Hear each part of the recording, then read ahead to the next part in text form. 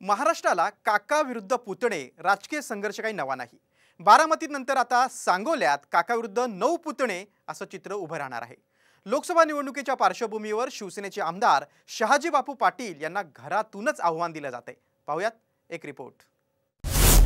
राज्यात पुन्हा काका पुतण्याचा संघर्ष। सांगोल्यात आमदार शहाजी पाटलांना घरातून आव्हान। नऊ पुतणे शरद पवार गटात जाणार।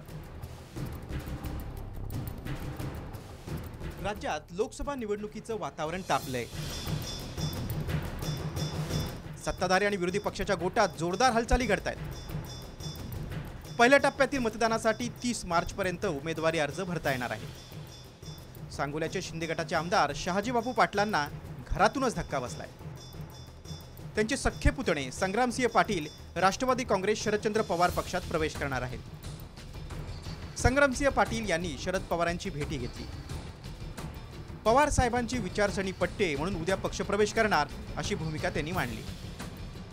बापूंचं झाडी डोंगर बघून झालंय, त्यांना वास्तवाचं भान आलंय, ते परतीच्या प्रवासाला लागतील असा टोलाही संग्रामसिंह पाटील यांनी लगावलाय। नाही काका पुतण्याची लढाई नाही, पूर्ण काका ग्रुपच येणार आहे। काय कारण आहे असं की इकडे सगळे पुतणे जे आहेत सगळे 9च्या 9 येणार आहेत। काका सुद्धा हळूहळू पाठीमागे येतील। सांगोल्यात शहाजी पाटील विरुद्ध शेकाप अशीच कायम लढत राहिली आहे। 2019च्या विधानसभा निवडणुकीत आमदार शहाजी पाटील यांनी स्वर्गीय गणपतराव देशमुख यांचे नातू डॉक्टर अनिकेत देशमुख यांचा अवघ्या 776 मतांनी पराभव करून विजयी झाले होते। आगामी विधानसभेसाठी शेकापचे नेते डॉक्टर बाबासाहेब देशमुख यांनी आमदार शहाजी पाटील यांच्या समोर कडवं आव्हान उभं केलंय। अशातच आता आमदार पाटील यांना घरातूनच कडवा विरोध होऊ लागलाय।